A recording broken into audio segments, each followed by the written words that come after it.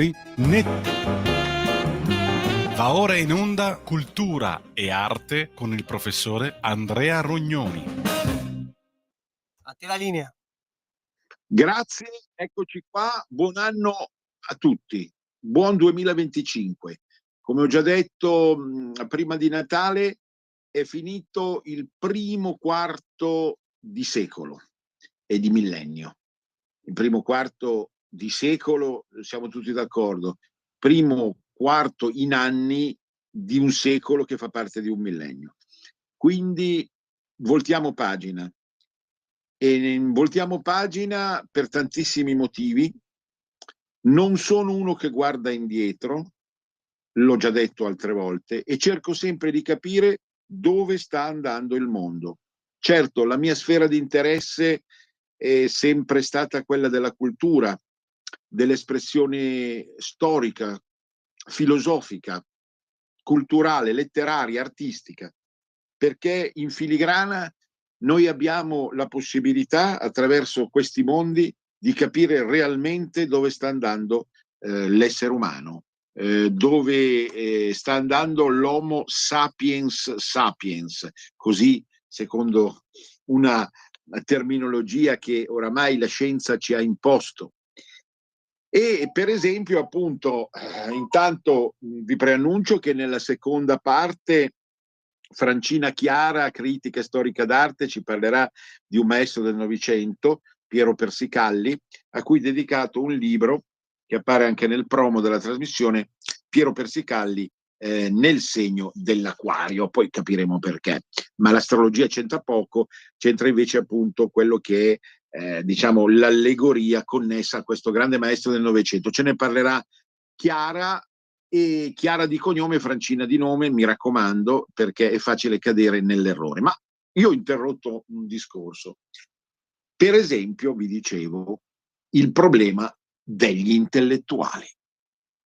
La parola è ingombrante, risulta maggiormente ingombrante dopo un quarto di secolo, XXI. Perché? Che cosa non va più nel concetto di intellettuale? Cioè nell'immagine di un uomo o di una donna, non a caso non c'è bisogno dello schwa, perché il singolare vale per il maschio e vale per la femmina, o eventuale LGBT, quindi l'intellettuale come soggetto al di sopra perfino della sessualità esiste ancora? Ecco, il dibattito non me lo sono inventato io, perché è da almeno un mese e mezzo che sta dilagando sui giornali, ma soprattutto sui settimanali, soprattutto sull'Espresso e Panorama, che io mi perito ancora di comprare in edicola, perché ritengo siano quei settimanali che ci ragguagliano anche sul mutamento delle idee, parlano anche di cultura, certo non solo, e d'altra parte entriamo subito in medias res. Oggi la cultura, la parola cultura non è più lo stesso significato di 30, 40, 50 anni fa. Si è dilatata, si è enormemente dilatata. Parlare di cultura significa anche parlare di economia, di politica, di struttura, di simbolismo. Significa parlare di recupero di idee storiche, di filosofia, ma non in senso astratto, sempre in legame con la cultura, con la realtà culturale, ma non solo, comunque che fa parte del quotidiano. E la cultura popolare? Io ci dedico una trasmissione il lunedì, e la cultura popolare non è morta, semplicemente si sta trasformando enormemente rispetto ai tempi, che so, di un Pasolini. Ecco, non cito a caso Pasolini, perché rimane un po', nel bene e nel male, si intenda, il prototipo dell'intellettuale italofono novecentesco. E quel prototipo è morto, è defunto. Non solo non potrebbe rinascere un Pierpaolo Pasolini, con le sue caratteristiche, con i suoi tic, il suo modo di esprimersi, le sue critiche al mondo, che sono opinabili ma che hanno fatto epoca. Non solo non potrebbe più rinascere, ma non potrebbe più rinascere neanche un tipo di intellettuale che comunque può vantarsi davvero nella sua specificità di essere veramente un intellettuale. Ma perché? Che cosa è crollato nel sistema? Che cosa è mutato forse così rapidamente che non ce ne siamo accorti, e se ne siamo accorti non riusciamo a capire bene il senso di questa trasmutazione, di questo, diciamo, parabola del coccodrillo, che non è più lui, cambia veste, si trasforma, si maschera, o da qualcosa d'altro, oppure qualchedun altro che non è intellettuale si maschera da intellettuale. Infatti io nel promo ho scritto provocatoriamente: chi oggi nel 2025 fa le veci dell'intellettuale storico, specialmente in Italia, ma così mi sembra anche in Francia, per esempio, o in Germania, pensando ai grandi intellettuali del passato che sono stati meravigliosi, anche tedeschi, o di tutti i paesi del mondo, sebbene. Chi ne fa le veci, perché qualcuno e qualcosa hanno sostituito la dimensione intellettuale, e chi ne raccoglie le feci, non per fare rima o per scandalizzare, ma perché parlo di feci? Perché dell'intellettuale storico tipo Pierpaolo Pasolini, capito? Moravia, Pasolini, di destra ce ne sono stati tantissimi, Cattabiani, eccetera, li conosciamo e sono tutti meravigliosi, non c'entra destra o sinistra qui in questo caso, ma sono rimaste solo le loro feci. Perché le loro feci? Perché quello che hanno scacazzato negli ultimi tempi è ritenuto ormai tale e non ha più un senso, un valore nel nuovo millennio. E quindi comunque si tratta di raccogliere le feci e cercare di capire come seminare il campo, infatti, per ararlo con lo sterco e farlo ricrescere in modo nuovo, con intellettuali veramente nuovi, veramente inediti, che non siano semplicemente la parodia, la brutta copia di quegli intellettuali storici. Certo, se noi sfogliamo i giornali, le riviste, le ho dette, solo in piccola parte la TV, che sembra snobbare il problema, ma non è vero, sembra, ma in realtà non lo snobba, ma anche naturalmente i social di ogni genere e di ogni forma, perfino su TikTok, e mi viene la battuta: intellettuali fatti a TikTok, fatti a pezzi oramai. Allora, in questo mondo si sta generando una situazione appunto in cui si cerca appunto di costruire qualcosa di nuovo che per il momento non esiste ancora. Ultima ma non ultima arriva la beffa dell'intelligenza artificiale, perché è ovvio che l'intelligenza artificiale tenderà sempre a sostituire non solo le funzioni quotidiane, pratiche, mediche, occupazionali dell'essere umano, ma anche proprio il pensiero. Tenderà a sostituire il pensiero assumendo l'arroganza in chiave robotica, ma lo stesso Asimov, che aveva scritto i libri più belli sui robot, impallidirebbe, tende a sostituire anche la funzione di insegnamento, e certo si parla di intelligenza artificiale oramai a scuola, di insegnamento e di provocazione critica nei confronti di quello che sta succedendo. Il dibattito, per la verità, era, lo dico per dovere di storia oramai, era stato innescato da Franco Brevini. Il rapporto di Franco Brevini con questa radio e con, diciamo così, noi miseri, cacanti, intellettuali cacanti del federalismo è sempre stato difficile.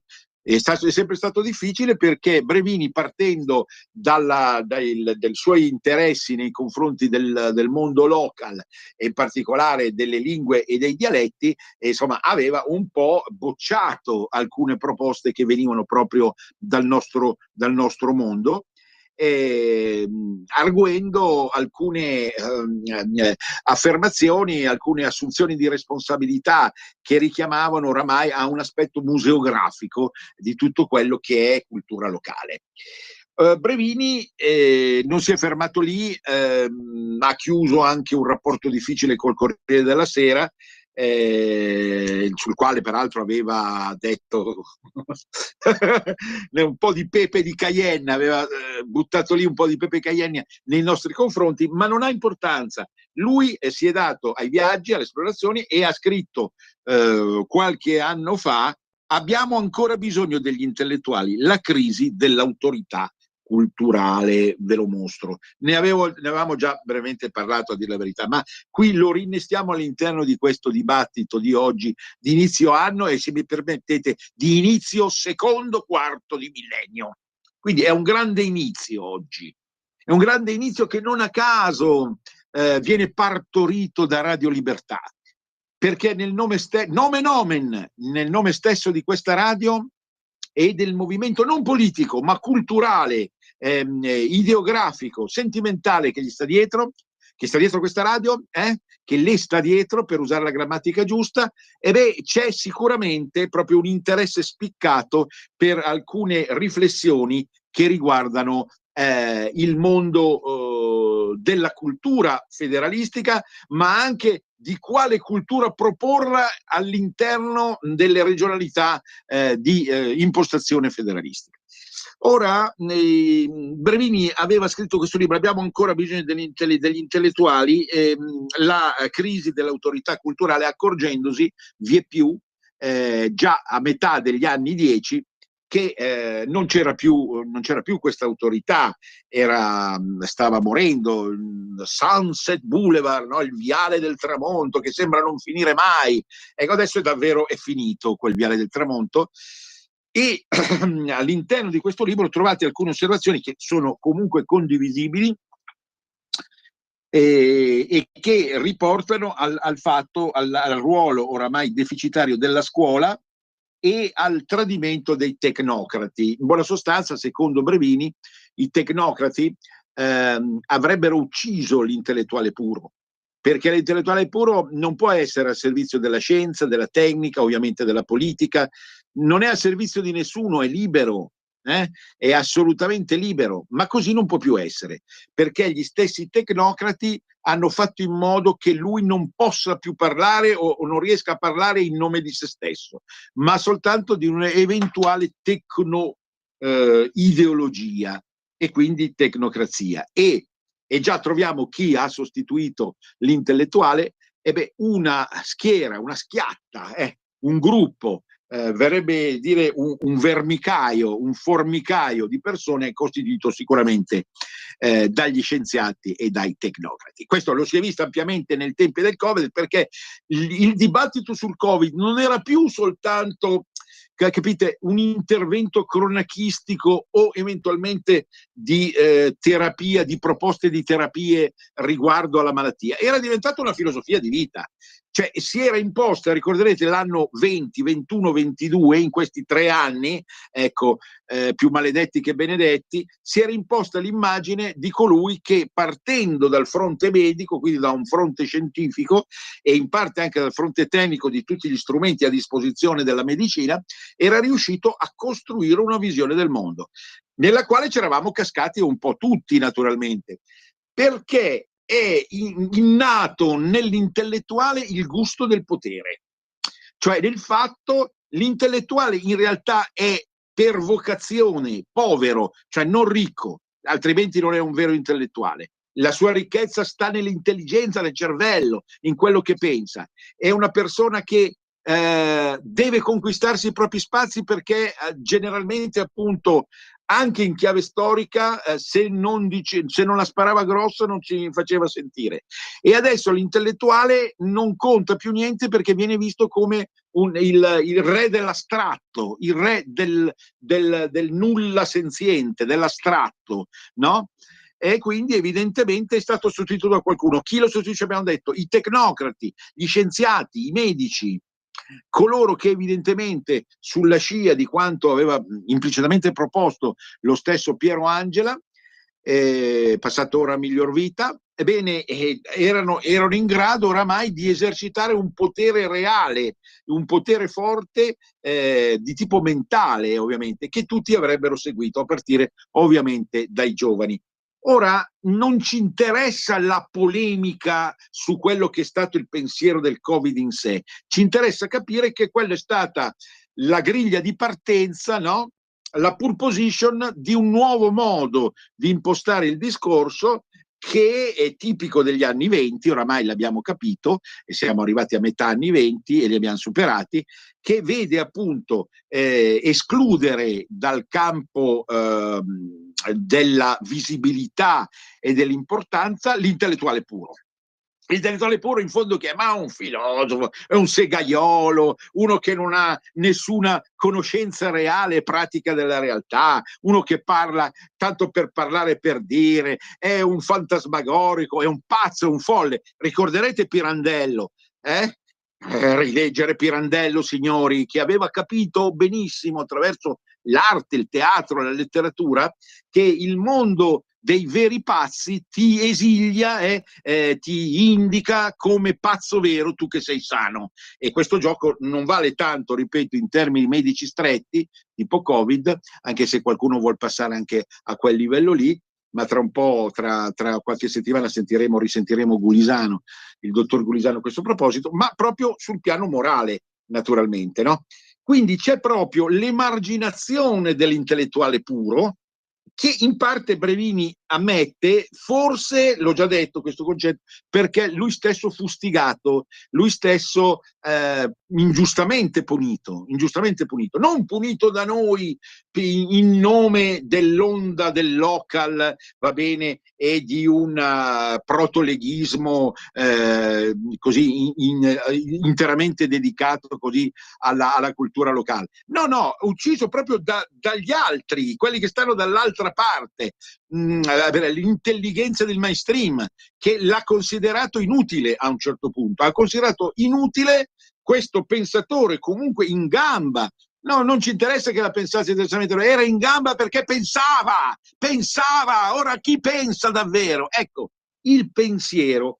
E questo ci introduce a un articolo che è uscito sull'Espresso, giusto comprare Panorama e l'Espresso, vi dicevo, perché ancora lì c'è qualcosa di spia per la nostra società malata, e la Loredana Liperini, che ha in mano la rubrica Cose Preziose, qualche settimana fa, siamo ancora prima di Natale, ma sono sicuro che adesso dopo la sbornia delle vacanze si riprenderà su tutti i giornali a parlare e riviste di questo, se l'intellettuale non è più capace di leggere la realtà. Vi diceva appunto, lo scollamento dalle persone comuni si accentua e comprendere l'altro diventa sempre più difficile. Certo, perché? Perché viviamo in uno stato di continua isterica guerra di tutti contro tutti? L'avete notato? Palpabile attraverso i Facebook, attraverso le talk show televisive, eccetera, eccetera. Perché, insomma, non c'è più nessuno che ci guida al pensiero. Nessuno più vuole pensare, perché l'assunzione di questa responsabilità viene automaticamente bocciata da quelli, e riprendo il discorso, che fanno le veci dei pensatori. Non sono dei pensatori, mi spiace per loro, sono degli scienziati, sono dei tecnologi, dei tecnocrati, sono dei tecnici, ma non sono dei pensatori. E non lo dico con arroganza, perché io mi consideri guardate, io ho qui la lista di un pantheon che noi avevamo proposto nella rubrica Idee per Europa dei Popoli tanti anni fa, e che comunque ha ancora un suo valore. Come ci si può paragonare oggi come oggi a tutti questi personaggi che noi avevamo proposto come pantheon, e di fronte ai quali impallidiamo proprio perché avevano quella dote lì, di guidare il mondo, indipendentemente dalle loro idee di destra o di sinistra o di altro genere, guidare il mondo a pensare. Questo non accade più. Questo non accade più. E un'altra categoria, un'altra schiatta, un altro formicaio di evidente funzione non solo disturbatrice, ma di assunzione di potere sempre più grosso, è costituito da chi? Da chi fa un certo mestiere. Allora, cosa è successo in questo benedetto quarto di secolo? È successo che il critico di teatro non esiste più, perché se tu vuoi sentire un parere lo senti dall'attore.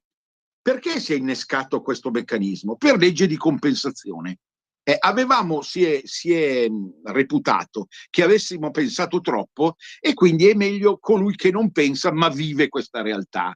Vive questa realtà, quindi l'attore ha vissuto la realtà del teatro, è lui che giudica il teatro, no? Adesso, e addirittura è in grado di riproporre e rilanciare, secondo un certo nuovo gusto, che so, una certa piece. Un esempio è Alessandro Gasman, che ha riproposto questi fantasmi di Edoardo De Filippo, attraverso un'operazione che è apparsa sì stimolante in senso lato, ma poco rispettosa sul piano filologico, di quello che intendesse nel suo capolavoro reale Edoardo De Filippo. Ma più in generale, quando in televisione si vuole sentire un'idea anche critica sul teatro, sul cinema si ascoltano gli attori e le attrici, non si ascoltano più i critici, perché i critici vengono ritenute persone che, non avendo recitato loro, non sanno capire quello. Ma questo è uno scollamento totale della realtà. L'intellettuale non ha bisogno di saper scrivere, di saper recitare, di saper giocare, perché la sua prerogativa è di guardare dall'esterno. Guardare dall'esterno non significa non capire la realtà, ma significa capirla meglio per certi aspetti, d'accordo? E tutto questo purtroppo drammaticamente non accade più.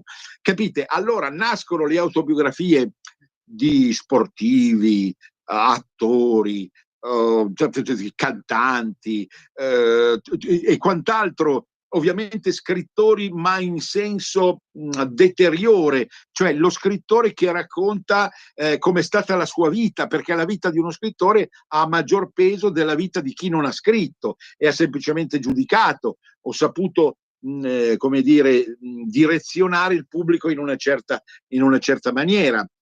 Tutta la critica d'arte, adesso tra qualche minuto avremo una bravissima critica e storica d'arte, Francina Chiara, che ci parlerà di Persicalli. La critica d'arte e la critica letteraria, che io ho esercitato nella mia vita in maniera comunque così diaframmatica e poco costante, ma che ho fatto in varie riviste, in varie occasioni, non esiste più nella sua importanza, non esiste più nella sua specificità, non esiste più nel suo valore reale. Adesso poi sentiremo anche cosa dice la Chiara, ma è indubbio che tutta questa funzione, questa personalità è venuta francamente a crollare. Rispetto al mondo politico non c'è più nessun intellettuale che è in grado di giudicare serenamente qualcosa, e deve per forza subito, lo vedete nei talk show o altrove, essere, come faceva Dante Alighieri, messo all'inferno o al paradiso, messo a destra o a sinistra, messo nel mondo fascista e nel mondo antifascista. A proposito di fascismo,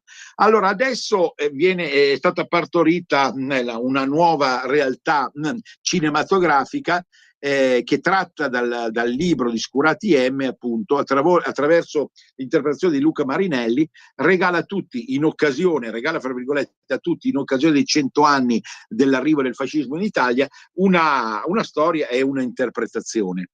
Dunque, allora è ovvio che tutto questo discorso non è un discorso errato di per sé, ma è un discorso che risente, no, di un falso intellettualismo, perché l'intellettuale vero è al di sopra delle parti, e in questo momento io spero di parlarvi veramente al di sopra delle parti, forte anche del mio naturale antifascismo, di cui ho esercitato ampiamente anche in questa radio quando si chiamava Padania, e assieme ovviamente ad altri colleghi quando abbiamo parlato male del centralismo, ma non in nome di un partito. Abbiamo parlato male perché avevamo riflettuto già allora sul senso ultimo del federalismo in Italia e della piovra romana, della piova centralista.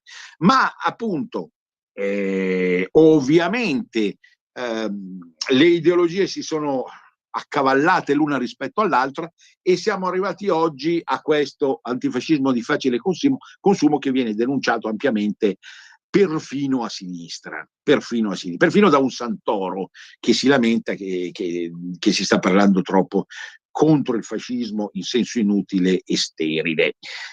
Ora, sì, è ovvio che è facile poi far assurgere questi personaggi tipo Santoro ai nuovi intellettuali, un Rizzo sbracato che dice viva la gnocca e si considera di così più amante della destra che della sinistra, è facile viene facile anche a me, francamente, però bisogna stare molto attenti, perché qui siamo sempre di fronte a delle parodie. La risposta alla Lipperini, se l'intellettuale non è più capace di leggere la realtà, che era una proposta evidentemente comunque di sinistra, perché c'è un accento acido nei confronti del populismo nell'articolo della Lipperini, ha risposto Veneziani, il paese che non sa più pensare. Il Censis restituisce un'Italia che non sa più, galleggia in un eterno presente e non sa più progettare, ovviamente mentalmente, culturalmente, il futuro. E questo ovviamente è gravissimo. C'è lo storicidio attraverso la cultura woke e il rifiuto del futuro. Adesso siamo alla pausa, sentiamo dopo.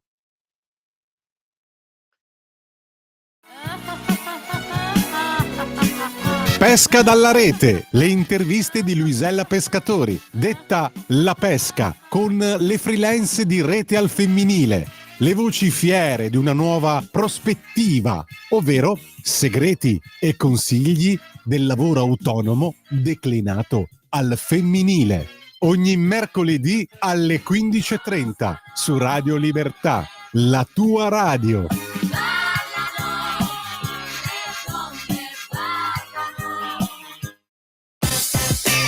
Nei fine settimana riascolta i tuoi programmi preferiti. Domenica aspettati il meglio sui canali di Radio Libertà. Semplicemente la tua radio. Stai ascoltando Radio Libertà. la tua voce libera, senza filtri né censura. La tua radio.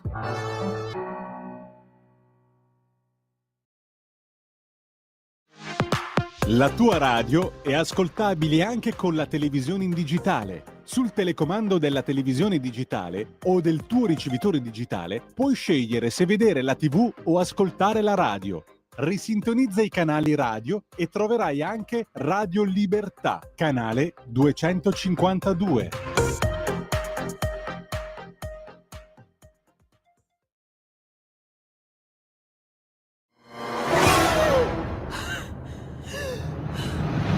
Pensa a respirare. Ora abbandonati. Che cosa vedi? Luce, oscurità, l'equilibrio. È tanto più grande. È stato un risveglio. Hai sentito? Conosco una sola verità.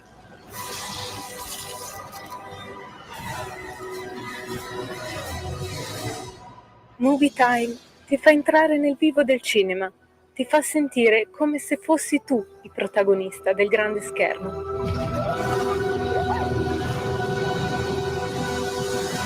Ogni sabato dalle ore 16.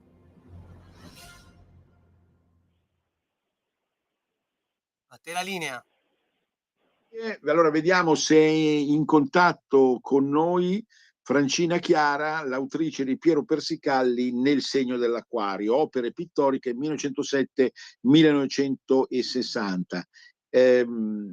C'è naturalmente l'immagine di un grande pittore. Allora è con noi Francina? Sì, sono qui. Andrea, buongiorno. Saluti a lei e a chi ci ascolta. Benissimo. Sì. Allora, una prima domanda, quindi lei è autrice di questo libro davvero ben confezionato, delle edizioni Scolpendi, poi naturalmente ridaremo gli estremi verso la fine della trasmissione.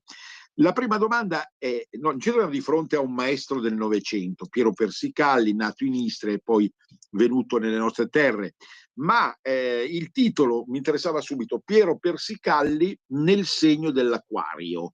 Perché nel segno dell'Acquario? Che senso ha questo titolo? Sì, dunque certo, devo dire che siamo piuttosto soddisfatti insieme all'editore e a chi ovviamente ha fornito tutte le bellissime immagini, collezionisti privati che hanno fornito le immagini, per poter parlare di Piero Persicalli di questo titolo. Per due motivazioni che alla fine sono coincise e confesso anche con un pizzico di fortuna.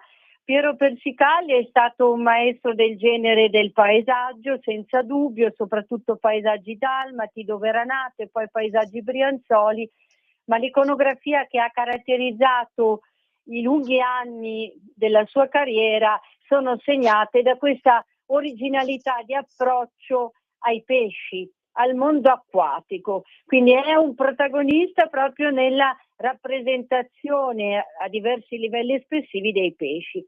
La fortuna ha voluto che non fosse nato sotto il segno dei pesci, sarebbe stato troppo, ma è nato il 3 di febbraio nel segno dell'Acquario. L'abbiamo letto come una sorta di segno del destino e ci è parso che potesse essere un titolo accattivante. Certamente. Personalmente sono a conoscenza anche dei fondamentali a livello archetipologico, culturale ovviamente, non divinatorio dell'astrologia, e non posso che applaudire o plaudere, come si diceva una volta. Insomma, abbiamo appena parlato degli intellettuali che usavano magari un linguaggio retorico, plaudere. Allora, intanto cerchiamo di inquadrare questo personaggio. Io sinceramente sono rimasto basito perché ne avevo visto poca roba di Persicalli e sono veramente strabiliato della capacità all'interno di un ventaglio anche ampio di gusti e di prospettive, non tanto di correnti, che è sempre una bruttissima parola, insomma, ma di scelte stilistiche. C'è tanta roba veramente che va conosciuta nella sua bellezza e nella sua profondità. Allora, come possiamo, quali sono gli assi, le coordinate novecentesche, perché lui è morto poi nel 60, quindi insomma stiamo parlando di una prima parte del Novecento fino al dopoguerra, al secondo dopoguerra. Ecco, che scelte fa lui, anche se sono cambiate nel corso della loro esistenza, ma insomma che tipo di pittura è? Come può essere inquadrata? Io vedo molto figurativo anche, e però di un certo tipo, di un certo genere. A lei la parola, Francina. Grazie. Allora ricordo, lei ha già menzionato, però ricordo proprio gli estremi di nascita e di morte. Piero Persicalli nasce a Zara, in Dalmazia, allora sotto l'impero austro-ungarico, nel 1886, il 3 di febbraio per l'appunto, e muore poi a Cantù nel 1977. Ma lei giustamente menzionava l'avvio degli anni 60 come un momento importante perché diciamo che poi Persicalli ha smesso di dipingere fondamentalmente. Quindi dentro questi estremi ci sono degli assi portanti, come sempre poi quando c'è una biografia, quando c'è una vita, la vita è fatta di luoghi in cui proprio si vive, si risiede, che ci informano. La Dalmazia con i suoi mari strepitosi, la luce strepitosa che sostanzialmente trasforma le forme, quindi il colore luce è un elemento fondamentale. E poi ci sono i percorsi di vita, c'è la formazione, ci sono gli incontri. Ecco, è interessantissima la biografia di Persicalli e mi ha sempre affascinato il fatto che fosse un sorta di crogiuolo, tra virgolette, di culture diverse che sono presenti nella sua pittura e che lo rendono un pittore estremamente interessante e poliedrico, versatile e poliedrico. Mi piacerebbe, lei menzionava il fatto che è un figurativo, sì, è sostanzialmente un pittore figurativo, anche se poi approderà all'astrazione, perché quando arriva a Como negli anni 30, dalla Dalmazia, è una partenza dolorosa, è chiaro che arriva a Como quando a Como si ragiona sull'astrattismo. Poi farà anche dell'astratto informale, ma è un pittore figurativo. La sua è una cultura tedesca in avvio.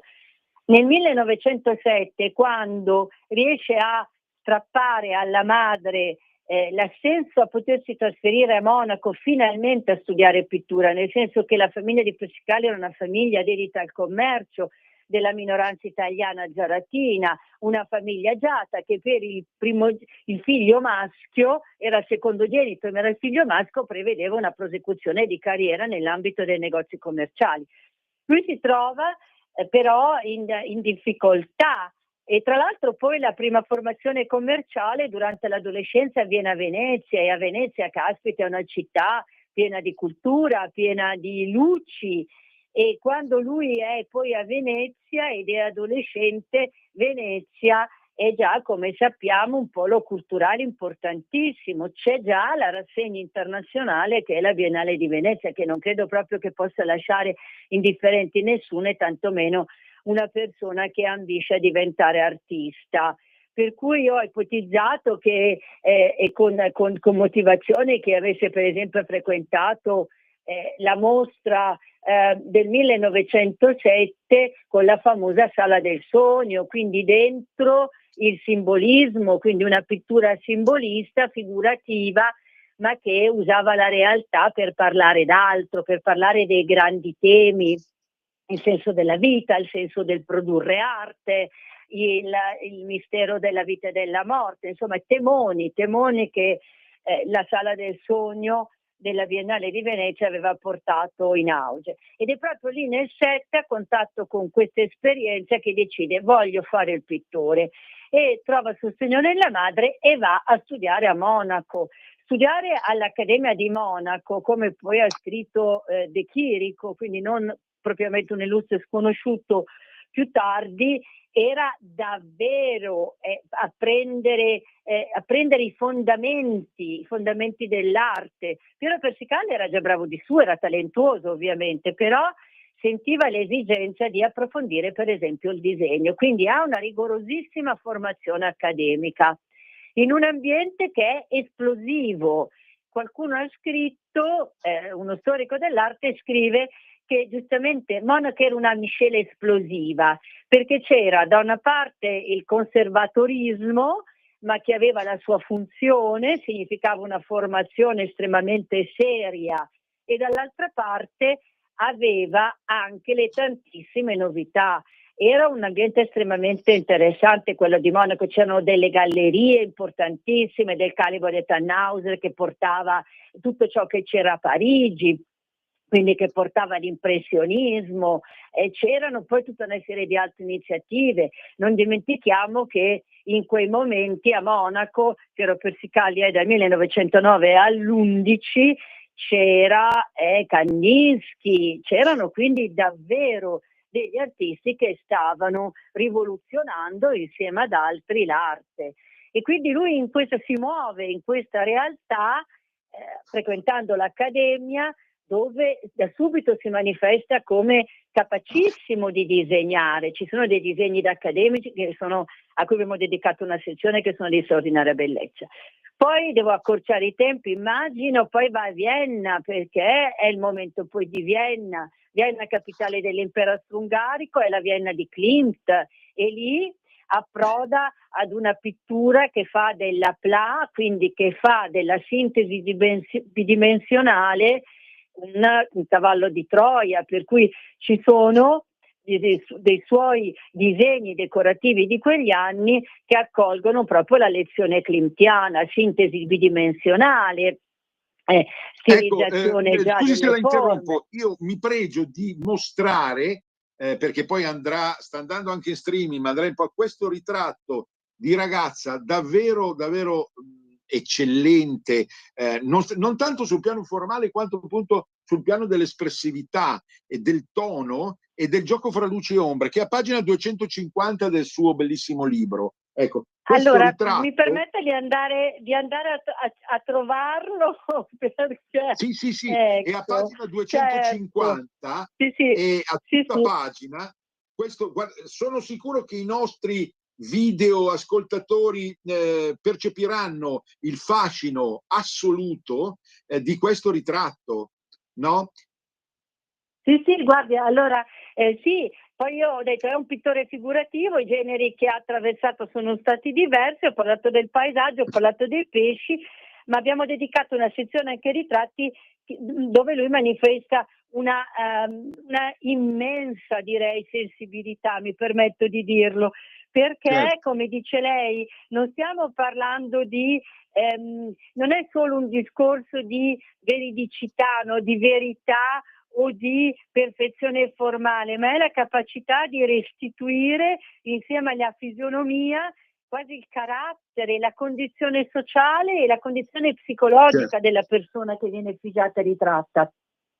Assolutamente. Davvero... Nelle pagine dopo ci sono dei disegni, quindi che ci appaiono, diciamo, riportati su pagine in bianco e nero, in realtà hanno una loro tecnica anche particolare, che sono a pagina sì. 253 e seguenti, che riportano proprio degli studi accurati che evidentemente dimostrano come dire, la pazienza e il calcolo in senso buono, no? Della resa che poteva avvenire dalla traduzione poi in pittura, perché insomma lo studio di disegno è una cosa che è quasi rinascimentale, mi viene in mente Raffaello, che ha una sua carica ancora oggi se valutata in funzione di un arricchimento estetico. Ecco, non so la sua idea su questo, su questi ritratti davvero straordinari. Sì, mi scusi che mi sono sovrapposta la sua voce. Ecco, sì, dei ritratti straordinari. Qui davvero, come dice lei, abbiamo pubblicato sia degli studi, quindi lo studio contiene l'idea dell'incompletezza, ma dimostra la sua maestria, una maestria acquisita nel disegno, proprio a Monaco, con un tratto estremamente, lei ha usato giustamente l'aggettivo espressivo, quando lui studia a Monaco, l'influenza è quella di von Stuck, di questo grandissimo maestro del disegno, che anche Kandinsky apprezzava tantissimo, perché diceva il suo è un ductus espressivo.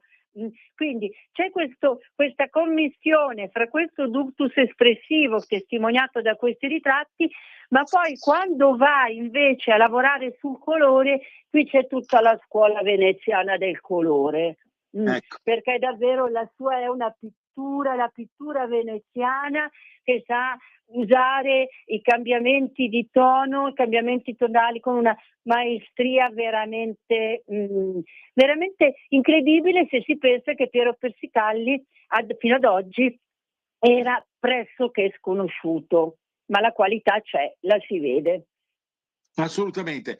Ecco, poi c'è tutta la sezione, a seguire proprio di quelle pagine, andiamo 270 e oltre, dei pesci, che citava lei all'inizio, in senso meta-astrologico. No, comunque è nato nel senso dell'acquario, però poi amava i pesci anche proprio come oggetto d'arte, no? E che pesci? Cioè il pesce, che solitamente è un animale, mi viene in mente Ligabue, che non l'avrebbe mai messo nei suoi quadri, no? Ha preferito le tigri e altro, quella giungla che aveva in mente il pur grande Ligabue. Ma questi pesci sono deliziosi proprio per la capacità di farne respirare a colui che li guarda la loro vitalità, la loro essenza vitale, che a volte viene sottovalutata. Francina. Ecco, sì. No, ma hai colto perfettamente. Ecco, così un appunto anche sul carattere. Allora, Piero Persicalli era un uomo estremamente riservato. Sicuramente il pesce, certi pesci, i pesci che lui ha rappresentato non sono tanto come dire estroversi, ecco, lasciatemi dire questo. Sì, Certo. I suoi pesci sono veramente bellissimi, i suoi fondali marini sono bellissimi, c'è tutto un percorso su questo tema che l'ha accompagnato dal 1907 fino agli esiti poi legati all'astratto informale degli anni 40. Tra l'altro poi anche forse perché tanta parte dei quadri di Persicalli non sono datati e quindi è stato fatto tutto un lavoro di ricostruzione fonte alla mano importantissimo.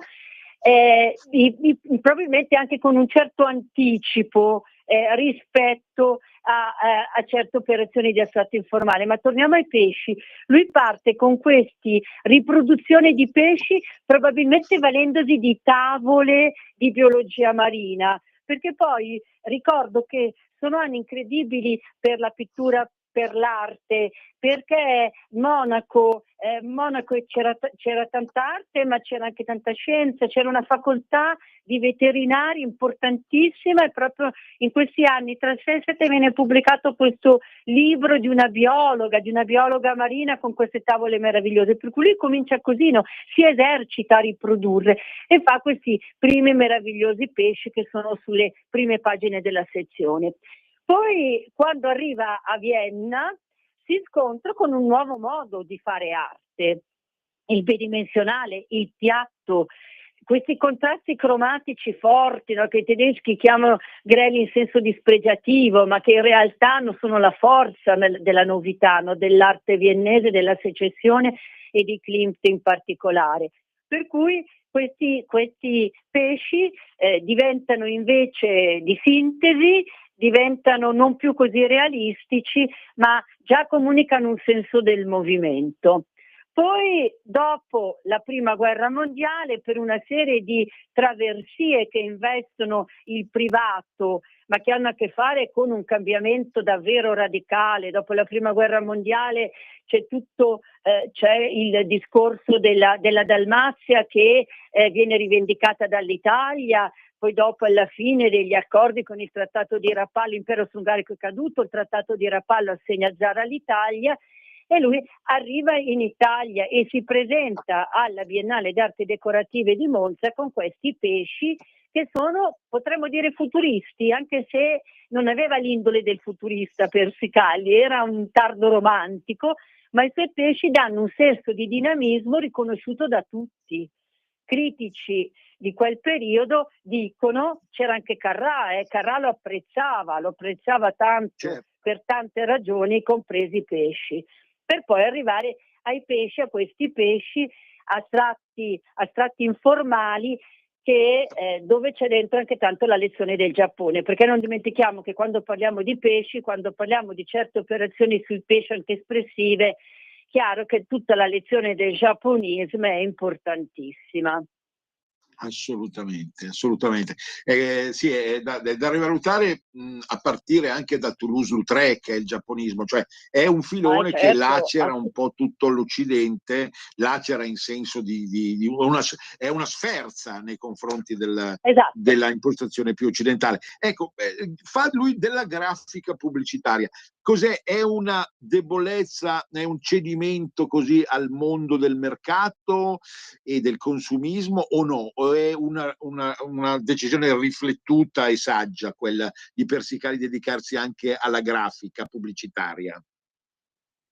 Direi che ci sono entrambi gli aspetti, perché poi non dimentichiamo, va ricordato che anche la ragione, secondo me una delle ragioni per cui Persicalli non è stato conosciuto come pittore, perché quando poi si trasferisce, la ragione del trasferimento da Zara, dalla sua amatissima Dalmazia a Como, è proprio legata al fatto di ritagliarsi opportunità, perché è veramente tremendo quello che capita, no? La firma del Trattato di Rapallo, esaltazione italiana perché Zara è finalmente italiana, ma Zara è totalmente circondata da altre entità nazionali che si sono formate nei Balcani, e nel rapporto, avendo perso il rapporto con l'entroterra, Zara entra in una decadenza economica drammatica, per cui la famiglia si trova ad essere una famiglia dell'agiata borghesia zaratina, si trova ad avere ambasce economiche. Quindi ad un certo punto Piero Persicalli, che già aveva frequentato l'Italia per le mostre, già aveva allacciato rapporti con Milano, eccetera, eccetera, già si era detto che i suoi disegni avevano le qualità grafiche tali per cui lui avrebbe potuto fare il disegnatore per tessuti, perché bisogna essere bravi e bisogna avere queste qualità. Quando si trasferisce definitivamente e dolorosamente nel 29, l'agiatezza della famiglia viene garantita da uno studio di disegni per tessuti. E il disegno per tessuto e la grafica pubblicitaria sono collegate, quindi è un'esigenza di ritagliarsi ovviamente uno spazio lavorativo per garantire alla propria famiglia quell'agio e quelle possibilità che da cui la famiglia veniva. Poi già le caratteristiche alcune delle caratteristiche del suo modo di dipingere lo rendono grafico di per sé, per cui diciamo che sono anche i committenti che vengono a cercarlo, perché lui è bravo, perché lui è capace di fare anche grafica pubblicitaria. E si dedica al tessile perché ovviamente faceva disegni per tessuti, quindi ecco, lo mostro in questo momento, verso la fine del libro c'è questo disegno per il tessile che è questo cromatismo di sfere, io le chiamo sfere perché le vedo un po' in tridimensione, in realtà sono dei cerchi su sfondi diversi sul piano cromatico, le sfere sono rosse, quasi vermiglio, su sfondi più chiari, di un gusto, probabilmente lei ha citato Kandinsky all'inizio anche come referente di base, ecco. Qui c'è però uno sviluppo più recente, ecco, di tutto il materiale. Sì, ecco, dobbiamo tenere presente anche i suoi disegni sono veramente sono davvero belli, ecco, sono davvero belli. Ecco, è chiaro che si risponde anche quando entriamo nel campo del disegno per tessuti, si risponde anche maggiormente ad un gusto, ad un orientamento del mercato, no? Siamo dentro in una logica che non è quello della ricerca pura della pittura. Lui riesce sempre però ad essere una voce interessante e originale, perché per esempio quando negli anni 30 per esempio nell'abbigliamento femminile i disegni tornano ad un gusto floreale di impronta di realismo descrittivo, Piero Persicalli conserva un po' questa cifra di sintesi o propone un banco di pesci talmente stilizzato che non si riconosce nemmeno più che si tratta di pesci, ma sembrano figure geometriche in movimento che fluttuano in questo meraviglioso spazio blu. Quindi comunque riesce a conservare una sua cifra identitaria forte, pur ovviamente rispondendo anche a delle esigenze di mercato, perché se il committente mi chiede di fare i fiori devo fare. Ecco, però è sempre estremamente interessante il suo modo di rapportarsi anche al campo delle arti applicate come è il disegno per tessuti. Assolutamente.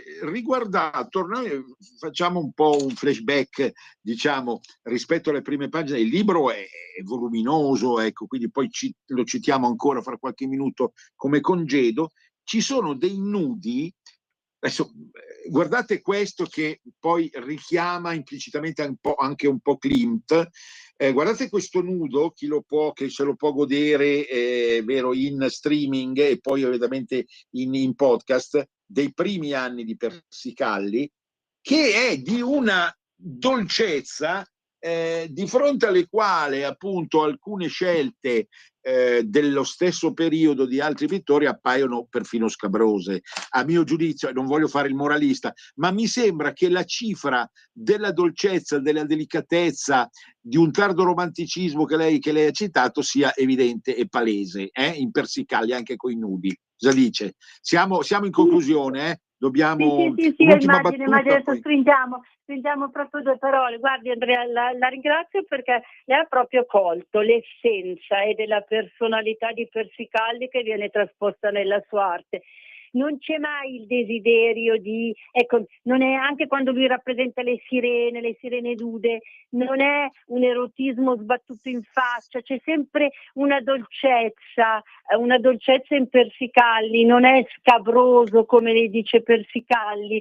Persicalli è dolce, è un uomo di una sensibilità profonda e questo giustamente lo vede anche nel suo rapportarsi alla figura, al nudo. Allora, il libro come è disponibile nelle librerie d'arte oppure su richiesta da qualsiasi libraio, costa 48 euro, ma vi assicuro è un libro voluminosissimo dove la nostra curatrice Chiara Francina è stata bravissima proprio nel proporre tutta la gamma delle scelte persicalliane, e la bibliografia è ricchissima. Ho dato uno sguardo anche alla bibliografia, è davvero straordinaria, perché senza bibliografia, prima parlavamo degli intellettuali sbracati di oggi che parlano un po' a vanvera, non che io non lo faccia anch'io, qualche volta ne risento, però insomma la ricerca delle fonti anche per la critica d'arte è fondamentale, perché se no ecco, andiamo a spanne. Quindi io non ho che elogi da fare. Piero Persicalli, Nel segno dell'acquario, opere pittoriche 1907-1980, Francina Chiara, edizioni Scolpendi. Ecco, volevo sentire, sono reperibili facilmente? È reperibile facilmente questo libro? Allora, guardi, sono stata di recente in libreria e non l'ho trovato, ma la distribuzione dovrebbe essere imminente. Il libro è stato presentato a Milano Book City, la distribuzione dovrebbe essere imminente, quindi sì, l'invito è poi andare in libreria, e magari se dovrete attendere un pochino, ecco, avrete poi delle sorprese positive. Comunque sì, è in distribuzione imminente nelle librerie. Fantastico. Posso dire una nota di privacy? Sono un po' un filibustiere e so che frequenta Varallo Sesia, che è rimasta nel mio cuore naturalmente fin da bambino. Andateci sempre se potete, perché Varallo è, come dicono a Napoli, un pezzo gore. Veramente una cittadina stupenda. Francina? Sì, le dico di sì. Allora, perché sembrerà paradossale, ma il mio nome è Francina, il mio cognome è Chiara, e io quindi mi autodenuncio di origini valsesiane, perché sono cognomi diffusi in quell'area. Grazie. Quindi sì, grazie a lei, Andrea. Dobbiamo chiudere. Viva Persicalli per sempre. A risentirci. Arrivederci e tante grazie. Un saluto. Avete ascoltato